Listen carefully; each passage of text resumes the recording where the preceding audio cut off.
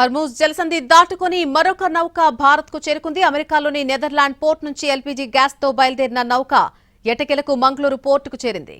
16,714 టన్నుల ఎల్పీజీ మోసుకొచ్చింది. ఫిబ్రవరి 14న Netherland port నుంచి బయలుదేరింది. అయితే యుద్ధం వల్ల హర్మూజ్ జలసంధిని ఇరాన్ మూసివేయడంతో పిక్సిస్ పైనీర్ నౌక 15 రోజుల పాటు నిలిచిపోయింది. భారత్ చర్చలు సఫలం కావడంతో ఇరాన్ మన నౌకలకు అనుమతించింది. ఇప్పటికే నందాదేవి, శివాలిక్ భారత్ చేరుకోగా తాజాగా పిక్సిస్ పైనీర్ కూడా వచ్చింది. వచ్చే వారంలో మంగళూరు పోర్టుకు దాదాపు 72,700 టన్నుల ఎల్పీజీ రానుంది. ఈ నెల 25న అపోలో ఓషన్ నౌక రాబోతోంది. ఈ షిప్ 26,687 టన్నుల ఎల్పీజీని మోసుకొస్తోంది. 29న అమెరికా నుంచి వస్తున్న మరో షిప్ కూడా మంగళూరు పోర్టుకు రానుంది.